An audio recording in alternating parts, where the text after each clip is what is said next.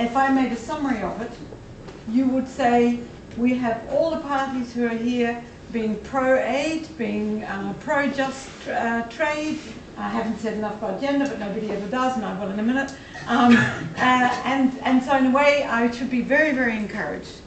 And yet, well, I mean, what the puzzle is, does that mean that these people here are not really representing their parties because it's not happening? Because we've had a major disproportional cut on developing aid. So are you the idealist of your party and the rest of your party doesn't listen to you? That's my puzzle.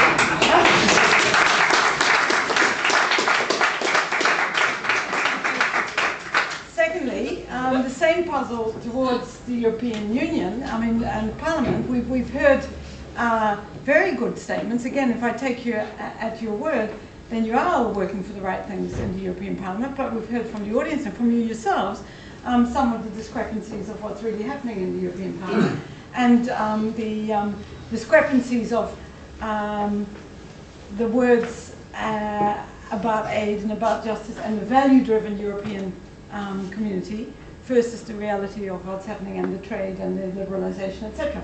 So I suppose my it really is a deep puzzle, and I keep thinking, I've been thinking all morning as I was listening, the real question is about coherence at a deeper level.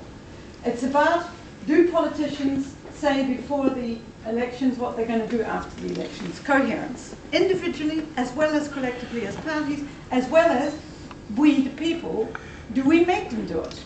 So it's also our individual tipping points. Are we finding it acceptable that, I mean, it seems to me that in the political world, certainly in Holland this is true, we have come to find it acceptable that people make promises they then don't keep. Now that is actually a moral demise of our political system. And that's us, as public, who are actually should be saying, okay, we've heard you here today. Great, great. You're the only one who said we won't make the 0.7%. I disagree totally with you. You've just in the last few months have given far more money to what I call the captains of greed here in Ireland. So I totally disagree with you, but at least you had the honesty to say it. I hope you'll change your mind. Yeah. But I think, shouldn't we say, okay, you've said all these things, so get on with it if you're chosen. Work across parties, get on with it. But we as public get on with demanding that. It's about our survival. We're blowing up the world, and we're blowing up the world in conflict and in climate and in everything. So it's my survival as well as all of us here. So that's coherence in that sense. The coherence of multinationals is so easy. I can tell you it is so easy if we chose it.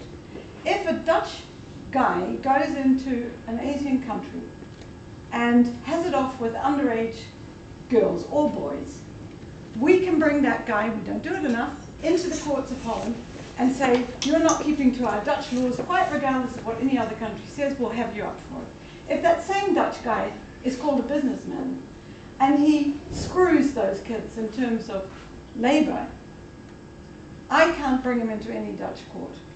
Now, if we said to each other, our Dutch, our European agreements on environment, on the whole lot, on human rights, on da-da-da-da, should be coherent with how any of our citizens behave in any of their roles, individually, in terms of their business, when they're in another country. We would have coherence in our systems. We wouldn't have to go through all the process of making global rules about this, da-da-da, which is very complicated. Or we would say, and any country can do it, my citizens will behave according to my laws, and our European citizens will behave according to our European laws, and we will check that anywhere in the world. That's coherence. So, and I'm arguing with you that if you take that coherence in this way, as a value-driven thing, but also as a practical thing, on all these things, there's a huge amount of solutions out there. And then I'll stop with the gender bit, because that's so important. Gender and disabilities and all that, it's not only about the most vulnerable, it's actually where the solutions are. It's where the solutions are. Go to the women and get them educated, and you'll find that there's solutions in their productivity, in less children, in their in their participation in the political systems, in etc. And where so many solutions out there. I think there's no question in the world that there isn't already a solution for somewhere. But we're all the time going into systems. We forget to put people at the center of the discussion. If you go into an economic system, you make these huge mistakes that we are facing at the world at the moment. If you go to the people and get them invested and get them empowered and get them working, then we can find those solutions. Women are not the vulnerable, women are the solution.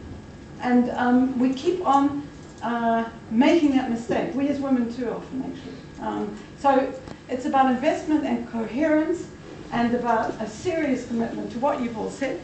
I must say, if I listen to you at face value, I love you all. And it's going to come right. And please, you know, I'll go back into Holland and do the same thing there, and let's get on with it. And please, let's make politicians and politics and we as voters, let's be serious. Let's be serious. It's not just about other people, it's about us.